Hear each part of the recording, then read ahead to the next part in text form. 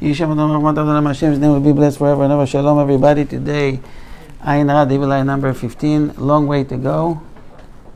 And it's a very interesting topic today. We left off on what we discussed before Passover about Haman. Remember? Now we will talk today about Daniel and how he was affected from Ayin Ra. What happened in his time? Yes. We dedicate this to our class, of course, to for Asher Leman, speedy recovery. For all the name, please, you want to mention, please do so now.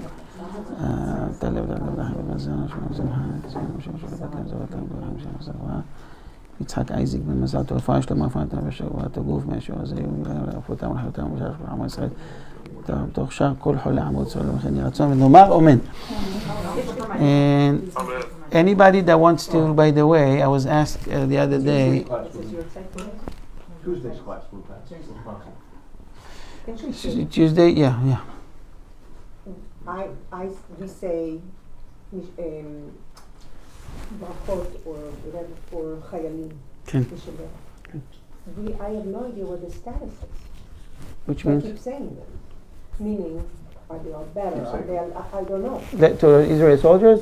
You mean? Yeah. Of course. Oh, Shem Shel Chayal?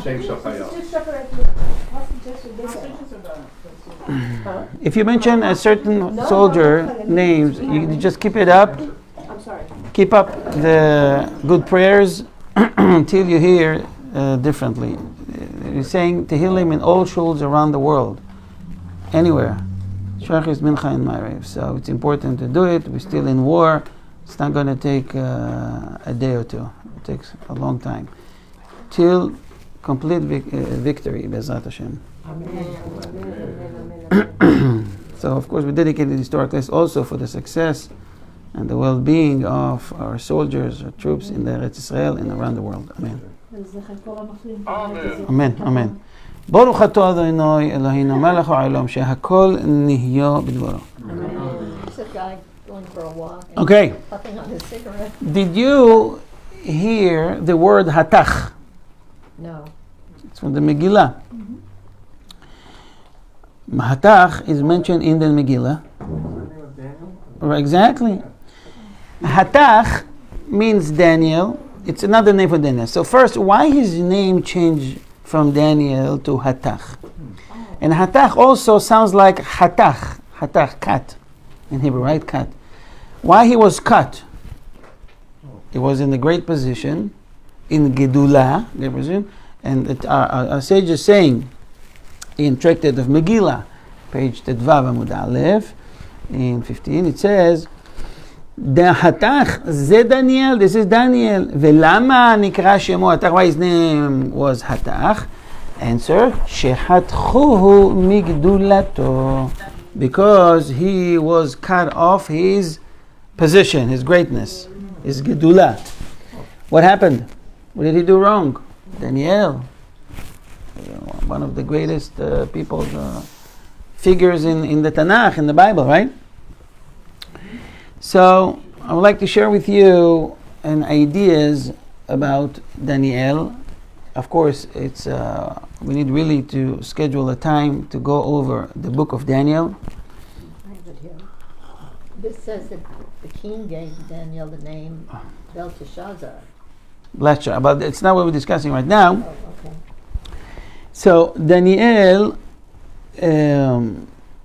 something happened to him when he was under the jurisdiction of Dariavish. You know, the book of, I don't know if you're aware of that, the book of Daniel is a story of Daniel in the life of 3 kings. Okay? And it started with Nebuchadnezzar, Belshazzar, and then Dariavish. That's the last one. I'm not sure how long Daniel lived, but he lived for many, many years. Okay, there are stories from the Nebuchadnezzar, and then he appears in the Megillah time, which is around 70 years later. But he lived for a long, long time. He was blessed. So what happened with Daniel? Do you know what happened with him? Why he got cut off? Huh? What? Okay. Before that. I didn't answer your question. I just thought he was looking at my He was obviously very successful. He was brought as a young person to Babylon. The king, Nebuchadnezzar, liked him. Nebuchadnezzar was a very, very smart king. And he raised him and other Jews, among other non-Jews, in a special school. They were teaching them many languages, wisdom, engineering, you name it. All the chokhmot, different wisdoms in the world. Okay? Why? So they can be a good consultant to the king. The fact that you're smart, you're genius, it's great. Let me teach you basic. And from there, you can have your own knowledge and your own opinion on things. And he wanted them. And this is why he was very successful. So Daniel became a favorite, the favorite of the king's favorite, Nebuchadnezzar to Daryavish. So now we're talking about an era that Daniel is an advisor, is at the age, I calculated today, it was around 77 years old, something like that. Roughly, I can miss a year or two. He is a consultant for the king of Daryavish. Daryavish loved him, appreciated him very much. But obviously when you're successful, people what? Jealous of you. Jealous of you, and people, especially around you, and other advisors, feels that you took their position, or they feel that not only that the king loves you, which brings jealousy by itself. It's the fact that you're Jewish, you're not even from their nation. It makes it even worse for Daniel. Okay, so they were always trying to scam, to plot against Daniel. So they came up with an idea. They said, "How are we going to trick the system, including Daryavish?" So they came up with an idea to learn your enemy. What does that mean? Learn who is Daniel. Let's follow him. Learn about his habits. What is he doing? See where his weakness is. And then we can hit them right there. All right? So they noticed that this guy is a saint. It's a tzaddik. He's not cheating, not lying, not stealing, everything is by the book. He can write the book, actually. It's amazing. Then they noticed that in his house, there's he always standing, same time, give or take, in the morning and an afternoon, toward a certain direction, and he's praying. They understand, after investigating, that he's praying toward where? Toward Yerushalayim. So, okay, let's do something with that. So this guy is praying. What we can do with that? He's praying to his God. They have their God. They have many gods. As we mentioned before, back then they had many gods. Okay, like in Egypt, Babylon, India of today, they have thousands different of gods. So they're praying. He's praying to his God. He said, okay, so they came up with an idea. What's the idea? They came to the king. They said, Almighty King, we have an idea to make your kingdom stronger, to make you mightier, to make you great. What one would do, how one feels that someone is superior to him when you ask for him something and he can fulfill your requests, right? He can help you. He's in a position that he's able to give you what you need. And this is a position of a king, or it's a position of a God. So in order to make you greater, for the next 30 days, no one is allowed to pray to any God. If you have any requests, they should come to you. you're able to give them whatever they need. So the king thinks to himself, this is new. But he liked the idea. He didn't yet understand what is going on here. So they sign the bill, the new bill, sending it all over. From this day to that day, you don't pray, you don't ask from anybody anything, you have any request, you submit it to the king through his official channels. Fine. The day come, and they were just waiting for that day to come. Obviously, what happened? The same day, the day arrived, and you saw all the churches were closed. There's no ceremonies. Nobody sacrificed anything. The people follow the rules. But Daniel, what happened with Daniel? They looked up and they saw him. So they brought enough people to testify that, to take notes, time, directions, what he was wearing, which direction, how long it took, something, like we say, mesudar, something fixed, organized. They came with this report to the Yavish. Says someone breaks the rules, someone now is taking your mazal down, and he is not cooperating. He says, who is this guy? He said, we told you that before, your favorite one. Who is this? Daniel. So what's the punishment? Death penalty. So with much sorrow and pain, the king had to take Daniel and throw him to the pit. What? The lion's den. Lion's den.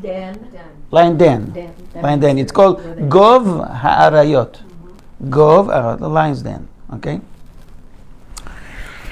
Before he did that, he called Daniel and said to him, I'm sorry I have to do that, but I know and I 100% believe that your God will save you. I don't know how it's going to save you. You can imagine that these ministers and advisors, they're named like the Vazirim, that's the names in the Daniel, Ve'achashdar Panim, high supreme judges and all these people that were plotting against them. They made sure that the lions will be hungry. So they didn't feed them for a few days. We don't feed a lion in a few days, he will eat his friends if he needs to. They go crazy. Okay. So they had to throw them down, and they have a seal, and it was double sealed. Right? So they sealed it with the king's ring, using wax, special wax, and they did their own mark. They suspected, and Farshim said, they didn't trust the king. They thought that he will come to save him with excuses. So they want to make sure they have no excuses. I guess they were powerful that they could do something like that. So Daniel is almost 80 years old. He's been thrown to the lion's den, right? And the lions used to hear the voice, the noise of this small, what do you call this, opening.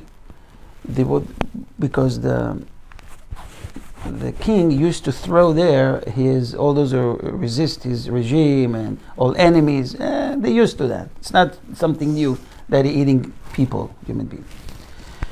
So they heard the noise. They were waiting there. Daniel is coming down. He's looking at the lions. They're looking at him. And they don't touch him. So you know what happens? During that night, the ministers thought Daniel is gone. And the king, it says in Daniel that he was very upset. He could not sleep, and he fasted. He couldn't eat.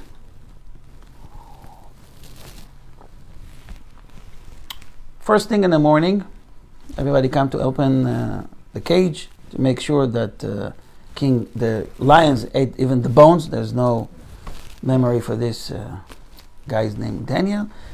And they were amazed to see that the lions walking around in that cage, in that den, and Daniel is sitting there, unharmed.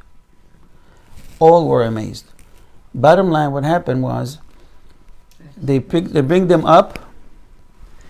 They brought them up, and the king was very upset with these guys, the whole group. He threw them with their families, with their wives, brothers, sisters, children's, babies. He threw them all inside. That's the way you take care. That's the way I thought about that today. It says they had not reached the floor of the pit when the lions overpowered them. And So as soon as this opening make that sound, the lions were gathering there. Where they were falling, they were jumping over these people. They're alive. And eating them together. So it's what it says, and I thought about it today. It says in Psalm 7, 16, Kara bor v'yahpereu v'yipol b'shachat yif'al. He has dug a pit and hollowed it out, and he has fallen into the ditch which he made. Right? So what happened? It happens many times in our life. We try to trap someone and we get caught in our own trap. Huh?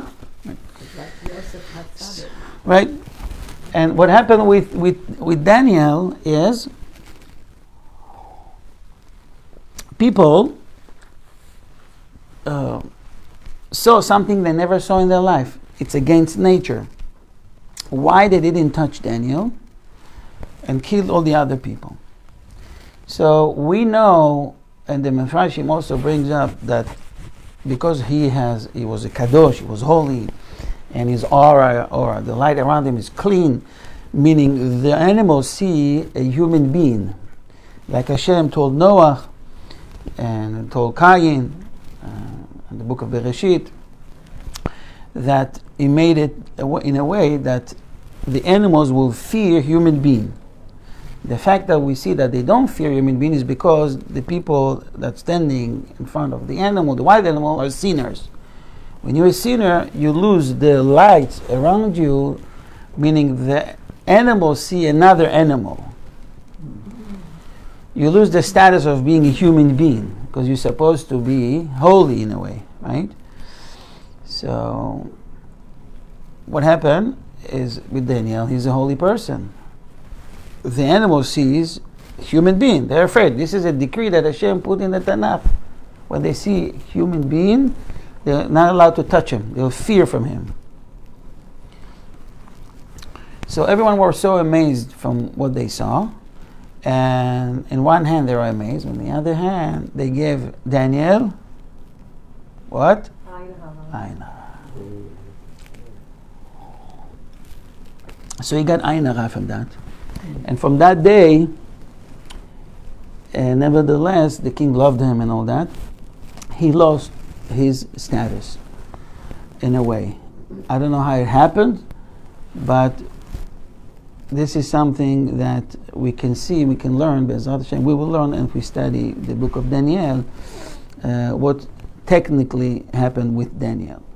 But that would answer the question, shehatchuhu migdulato, that he lost his status. Okay? He got a great miracle, a great savior. But he comes with, as we said, with the price tag, with Ayn Hara. And so the question, why all that happened to him? Why he has to go through that suffering? I'm sure it's not pleasant to sit in a cage with lions around you. What happened here? Do you have any idea?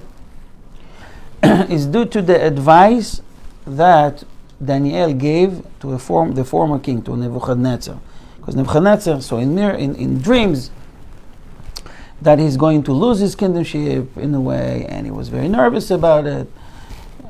He was supposed to lose it because he was a great sinner. And Daniel gave him the ultimate advice. What was it? You're a sinner, you can fix it with mitzvah, with charity. V'chata'acha bitzedaka perok. You can fix, overcome these sins with tzedakah. Remember, we discussed that. He opened his barns and warehouses. He was feeding for a whole year poor people, many of them among Israel. Because they came there poor, and they were poor. Many of them were dying out of starvation. So, nevertheless, Daniel knew that he should not give such advice to the king, but he didn't care to be punished, because in his mind was now to save Jewish people. Okay.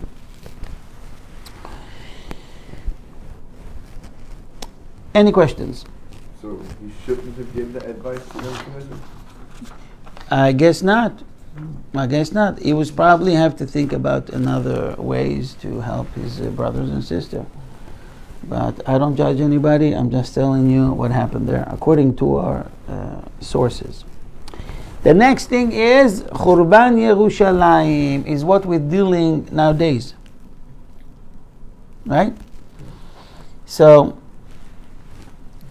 why Yerushalayim was got destroyed? Do you have any idea? I'm talking about the first temple and the second temple. Sinat Chinam. Yes. Okay. Is that not correct? How you say Sinat Chinam? Baseless hatred. Baseless hatred. Baseless hatred. Meaning hating without Yeah. a reason. Okay, baseless hatred. What That was the second temple. the second temple? What happened in the first temple? Mainly Avodah Zarah. Yeah, what is it? So it's also hatred. A baseless hatred. To whom? Hashem. Kodesh Baruch Hu. How you betray your God. He's a jealous source. Right. Did you hear about So it's Sinat Chinam. Sinat Chinam? Absolutely.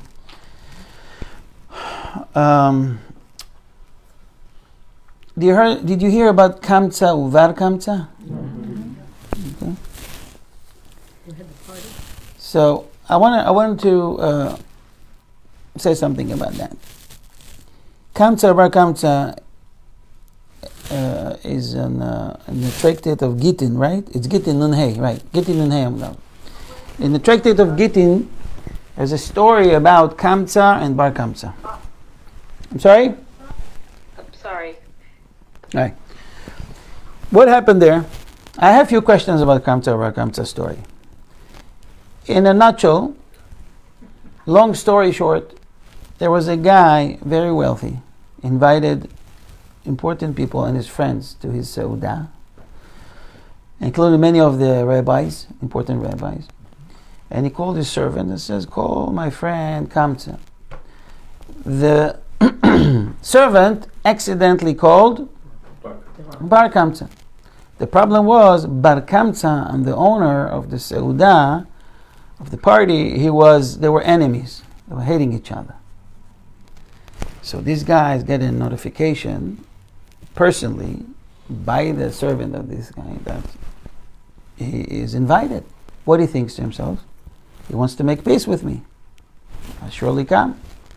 So he came there, sitting, having a good time, drinking with probably his friends that he knows. And the owner of that party is wandering around, welcoming people that he knows. And then he see, in the corner of his eye, someone familiar. He looked carefully, and then he see that this is Bar Kamtza. Saying to himself, who's this guy? What is he doing here? He went all the way there and says, what are you doing here? Oh, you invited me, no? He says, get out of here. So this Bar Kamtza looked around. He was very embarrassed. So he said to him, do me a favor. I'm going to pay for what I eat. Just let me sit. You don't understand Aramaic? I'll tell you this in Hebrew. Get out of here. Now. So, I'll pay for the whole table. It was a very expensive party. He was willing to pay for everything. Just let me sit. You don't understand what I'm saying? Raising his voice. Get out of here. He said, please don't embarrass me. I'll pay you the entire party. The whole catering, send me the bill. I'm making a commitment. I'll pay for it. Don't kick me out.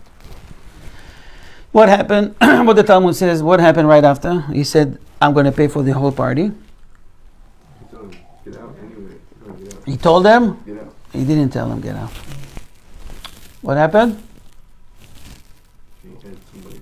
He was still kicked out. He grabbed them in his hand. He took him physically. You throw someone from the bar, right?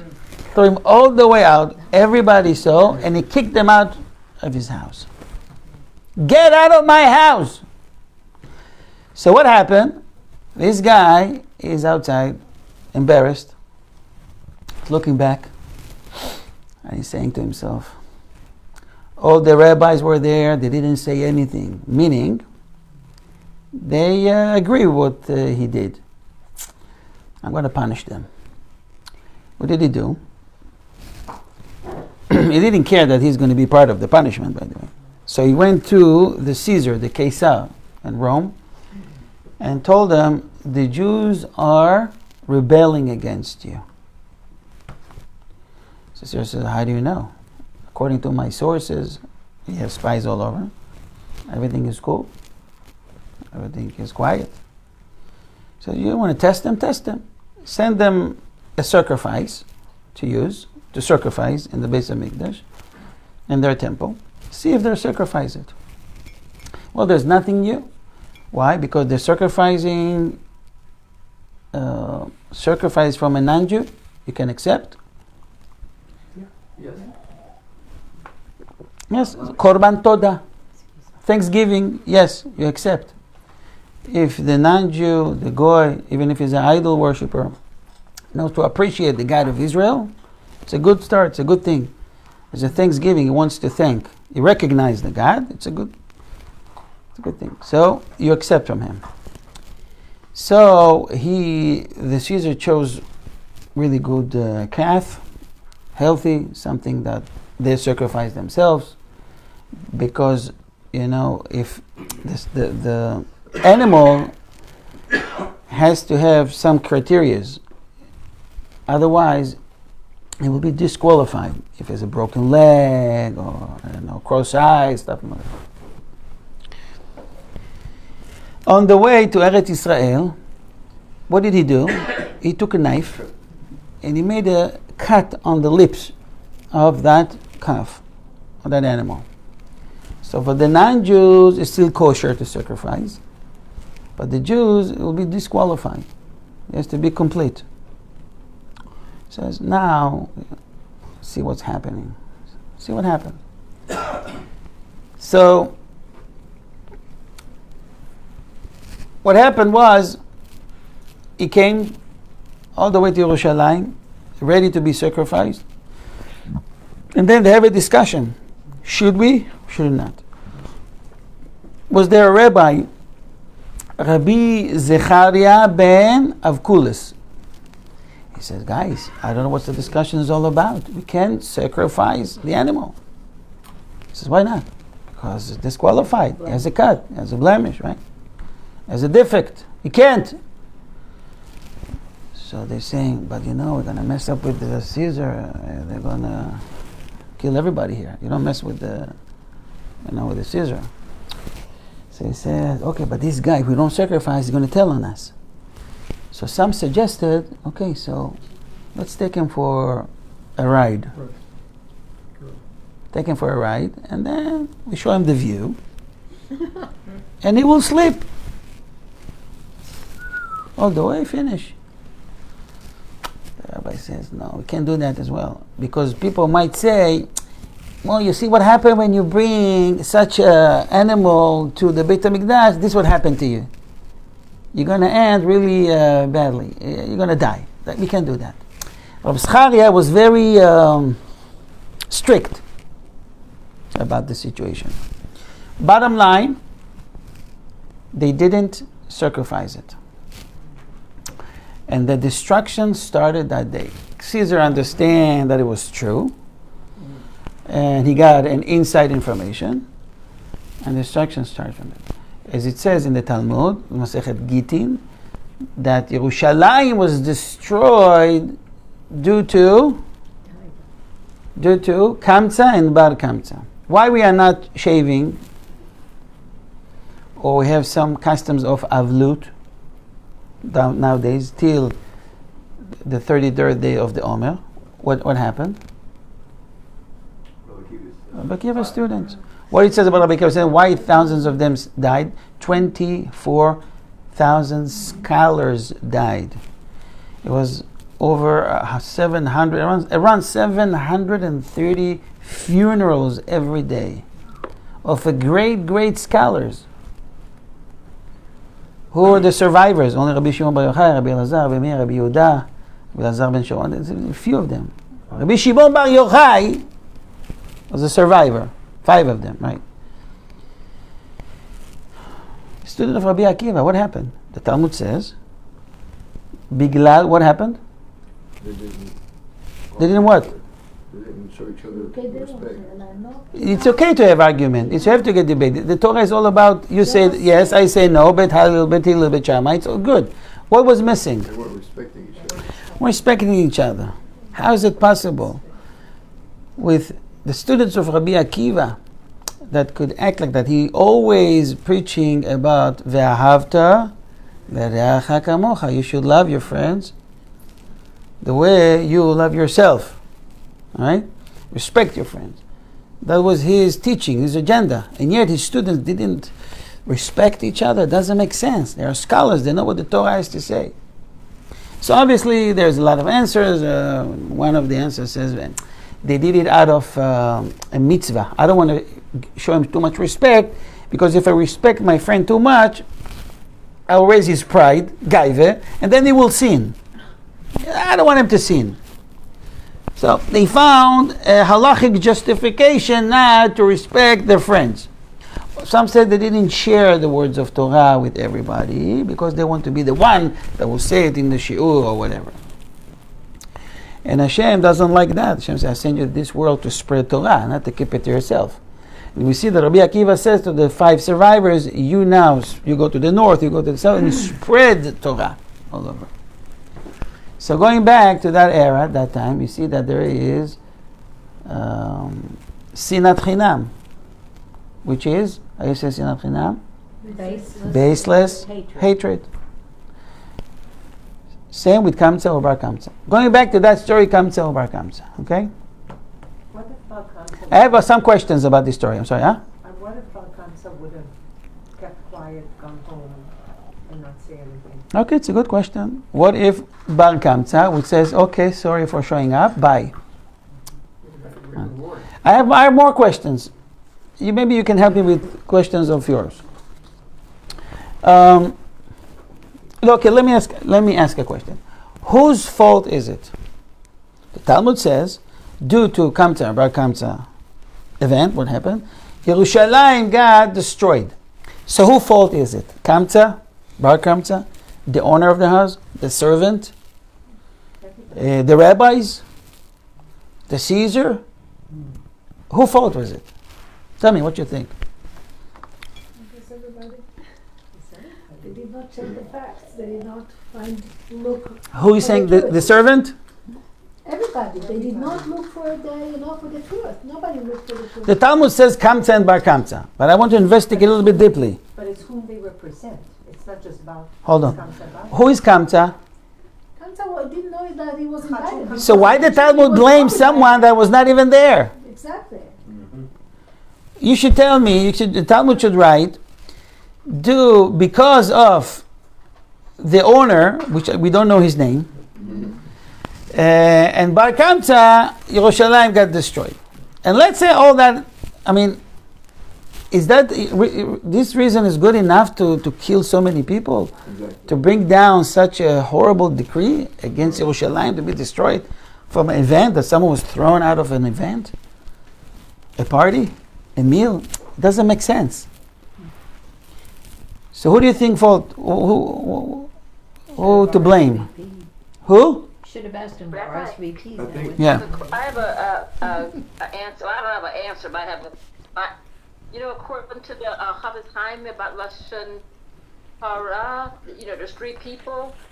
There's the person who speaks the Right. Lashon Hara, then there's the person who receives Lashon Hara, and then there's the people who are listening to it. So wouldn't it be the people who are listening to it, because they could have maybe helped defer? Who was the listening? You're talking about the rabbis? Rabbis. Okay, blame the rabbis. Always blame the rabbis. Fine. I'm just saying. It's enough. Okay, so some says it's the servant, some says it's the owner, some says everybody. You have to make up your mind. Whose fault is this? Everybody, Even including Kamsa? including Kamsa. Kamsa is not in the story. He was not invited. He was not there. That was just No, a he was trigger. That invited. was just an Because he event. didn't get to them. He didn't Huh? know he was invited. That was just an event. If The entire Kamsa- society had that one. Yeah. Right. Wait a minute, wasn't it Kamsa's? Had nothing to do with people's party. They only wanted to invite By the way- Kamsa, and the servant understood. By the way, some says that Kamsa is the father and Bar Kamsa is the son. So there's a big question on Kamsa. You know that your best friend has a fight, and it was a business related or whatever, with your own son. What did you do in order to make peace? Probably nothing. You didn't do anything. And who is the owner? What's the name of the owner of that party?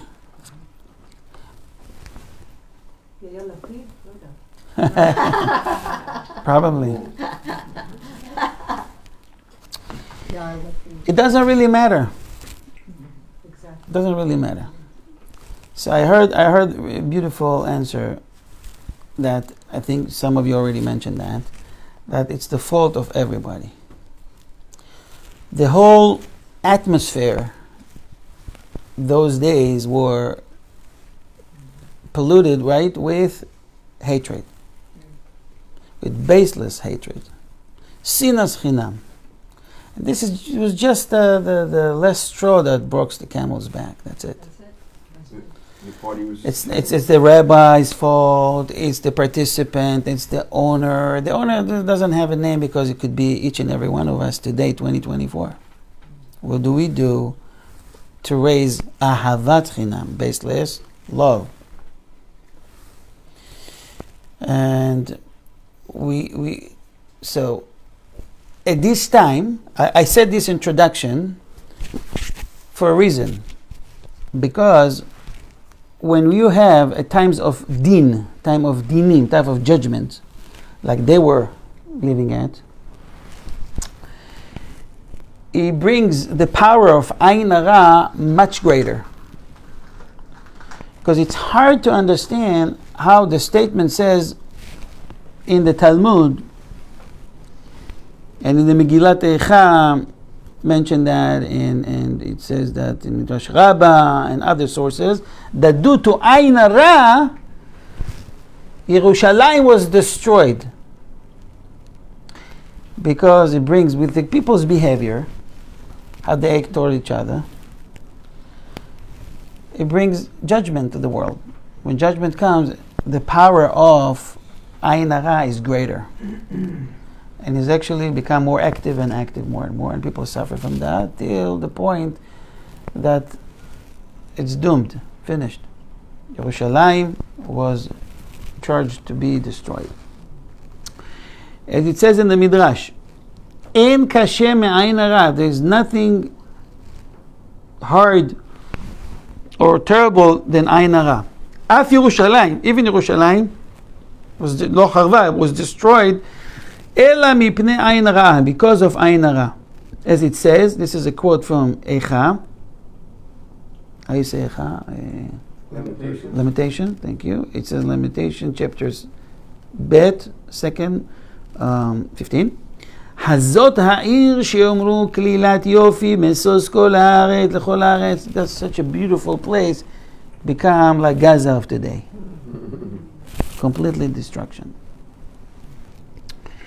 As it says, Chet chat'a Yerushalayim al ken lenida hayta. It was like a nida. It's Megillat Eicha, the verse 8, chapter 1. Everyone, he says, now, everyone through the years were traveling through Eretz Israel. Many people. They saw the beauty of this city and they gave it ayin hara. But this Ayin Hara was sitting there, not active. Due to this judgment that they brought through the baseless hatred, the Sinat Chinam, it becomes active. And now go fight against the power we called Ayin Hara.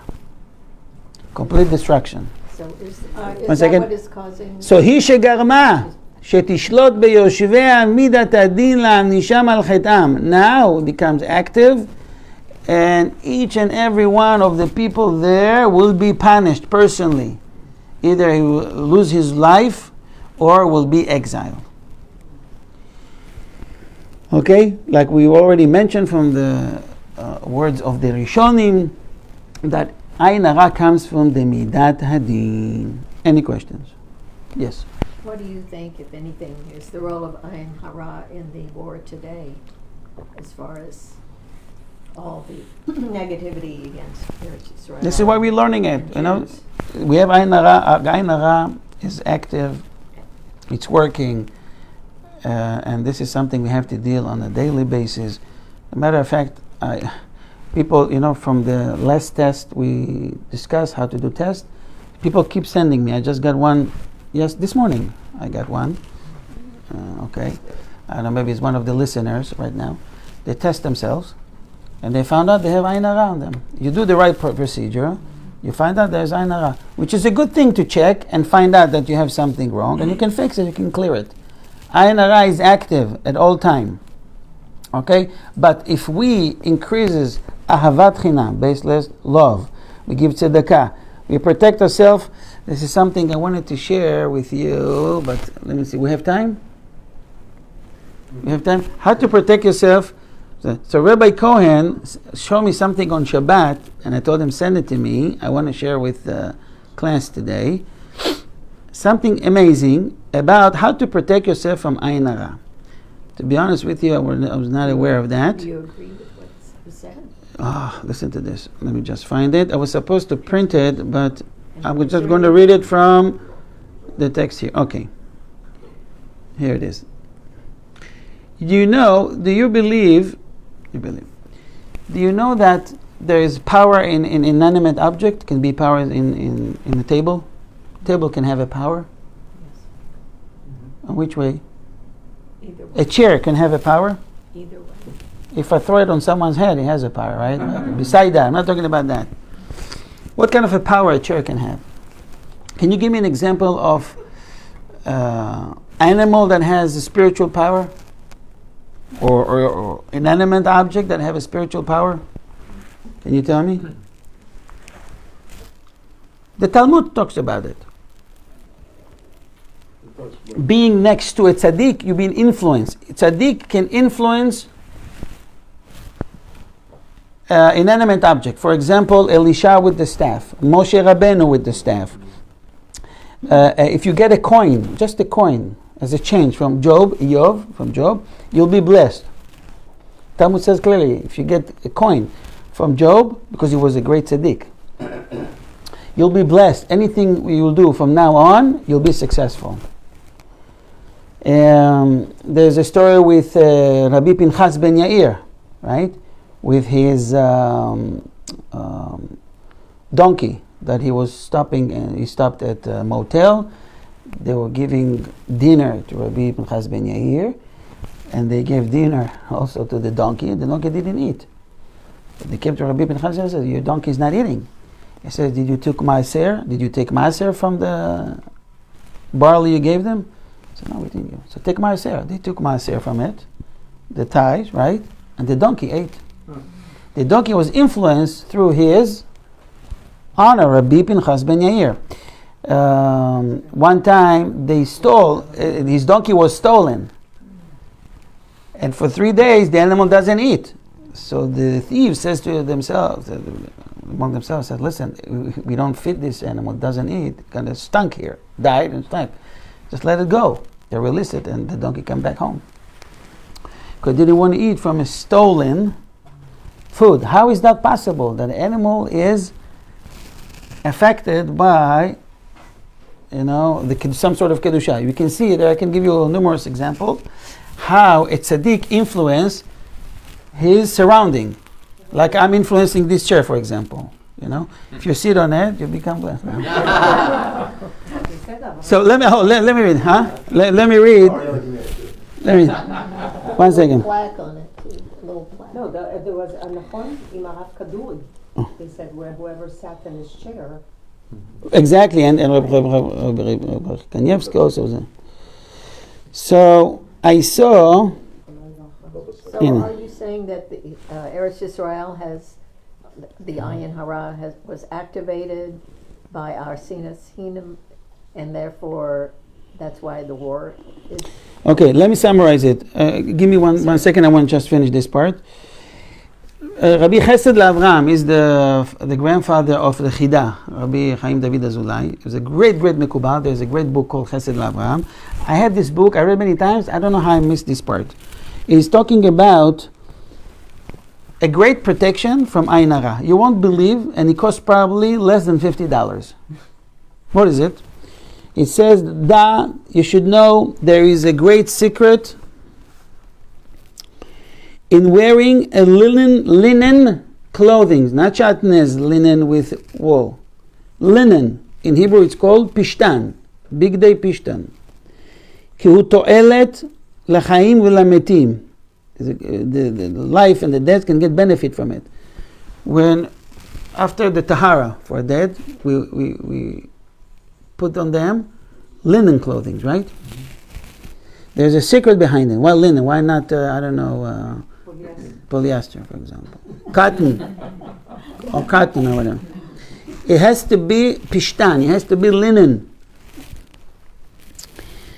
And it says, Shekol niftar, every niftar that wear these linen clothings, there's a name for this. What do you call this?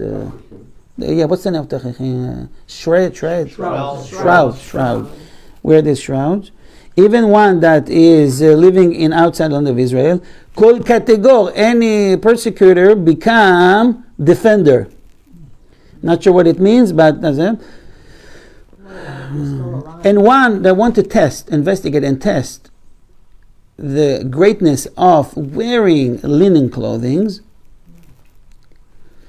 Okay.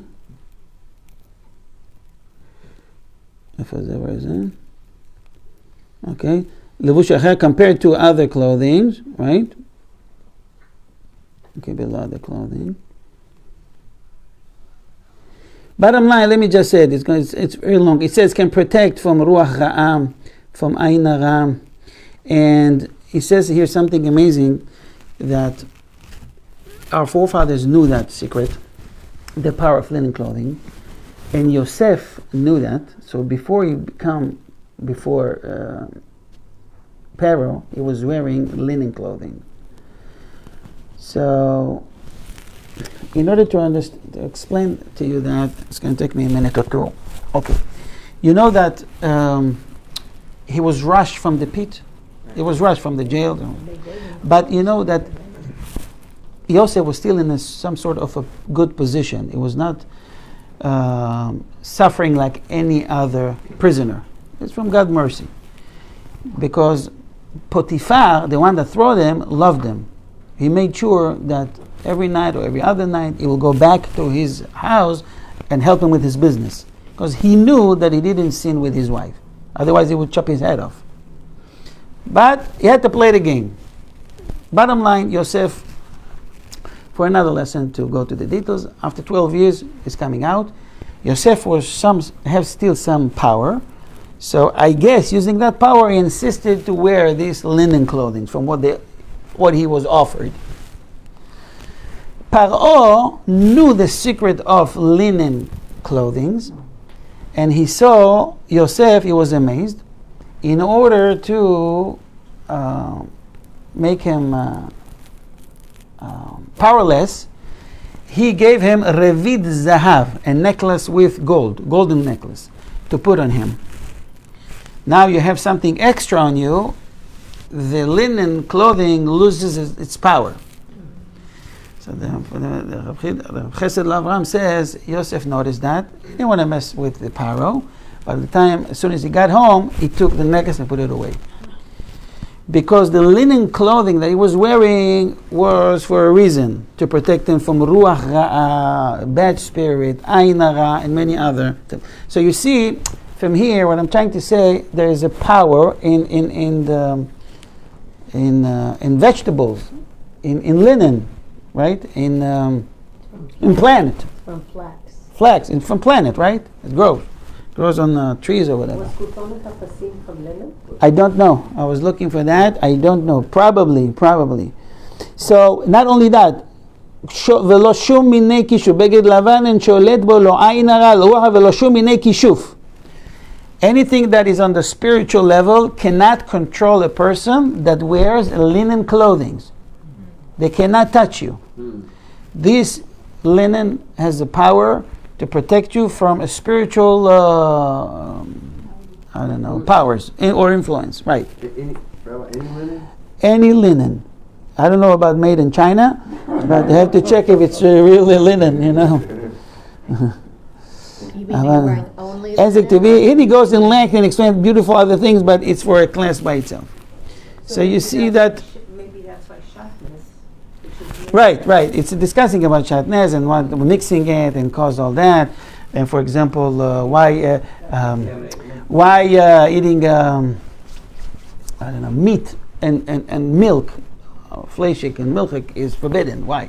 What's the problem? So if you learn the sfirot, you understand that, for example, blood comes from gvura, it's judgment. Blood, red. And halav, the milk, comes from chesed. Chesed means, what's chesed? It's a giver. What's chesed? Kindness. Chesed means that I'm a giver.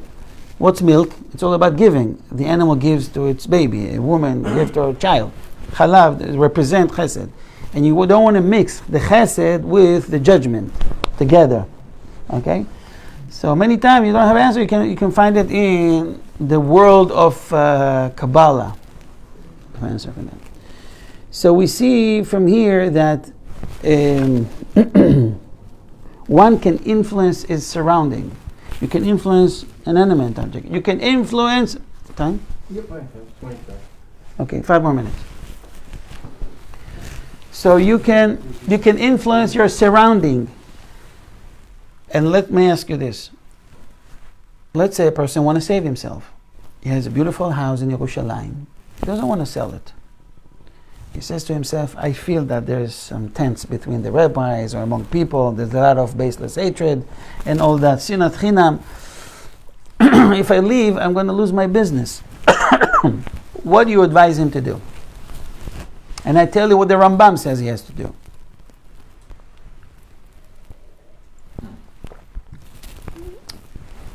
You feel the atmosphere, you feel the tense, you feel the vibration, right? That there is too much of machlokes. It's not machlokes l'shem shamayim. It's not for the sake of heaven. It's for the sake of the argument. It's the sake of to show who is better, who is greater, who is not. The Rambam says something very simple. If you want to save your life, if you live in a place that there's a lot of lashon hara, a great sinners, a lot of sinas chinam, he says, move from that neighborhood with all costs.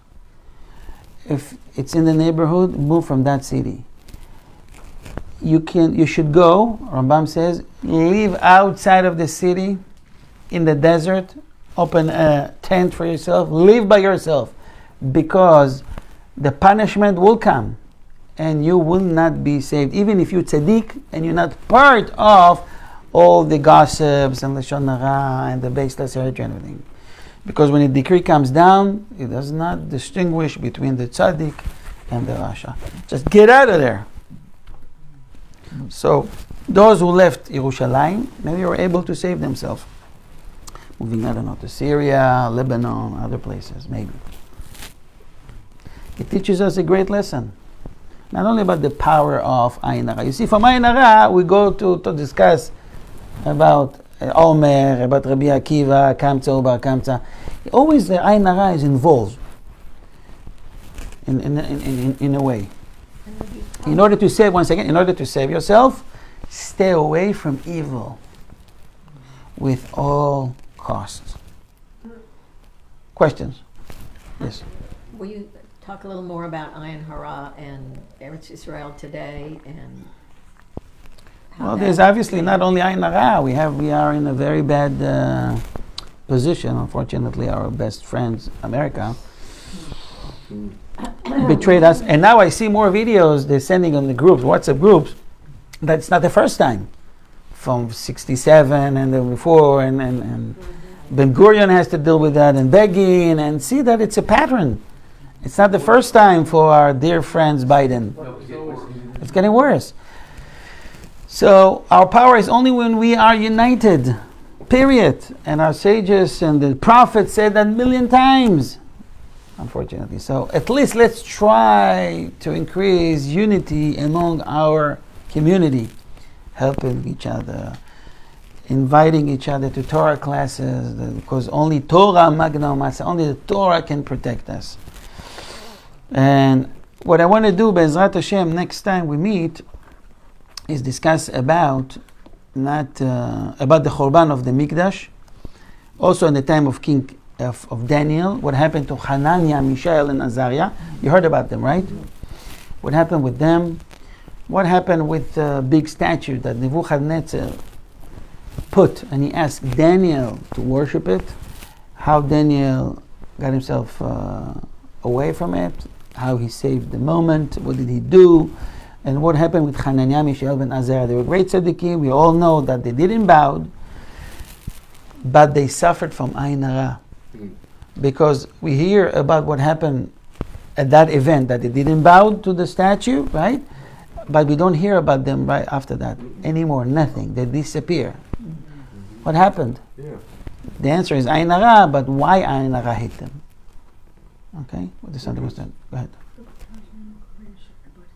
You want to ask something? A question? Okay. Any questions? We are good? Just a comment. Yes. In the morning prayer we say that to לשמור אותי או Right. נכון הרחק מעין הרע, Correct. מחבר רע, מיצר הרע, מפגע רע, Yes. all the bad stuff. So this is Right. We mentioned that many times, CP. Thank you very much for bringing it up. This is something, it's a prayer we're saying every morning. Hashem, save me from a bad neighbor, bad friends, and Ayin Hara. Don't take Ayin Hara lightly. We are asking every morning, I don't know if you noticed that, Hashem, please save me from Ayin Hara. We want to ask for Hashem for something that doesn't exist. It is.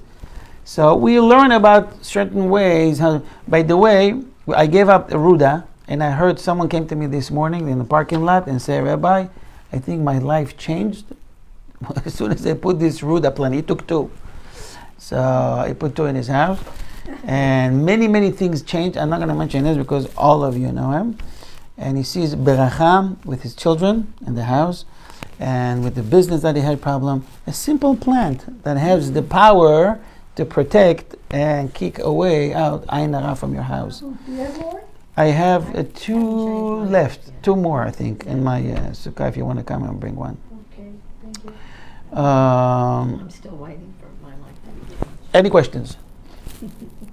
So can we say something about next Sunday? Next Sunday, yes. Sunday there is I think it's an open house Yeah. for Rabbi Klein. It's Okay. going away By party. shul, but it's till 7. Well, 6:30. 6:30. 6:30. So I said maybe we had the shoot at 7. Yeah, 4:30 is the Okay, so you get to show 7. Right. So, yeah, okay, around 7. Fine. Yeah. Yeah. Let's do 7, Bezrat Hashem. Okay, I wanna give you bracha. May Hashem save you from Ayin Hara. Give you nachat from everything you do. May Hashem protect you. You'll be healthy. All the sicknesses that God forbid we have or in the family will go away to the head of our enemies, from Hezbollah and Hamas, and to the head of Assad and all our enemies. Okay, the Mekubalim, by the way, is saying that you have to say that. Why? Because when the decree comes down, it's already dwell in certain places. You have to kick it away. You can't say don't come. It's already here.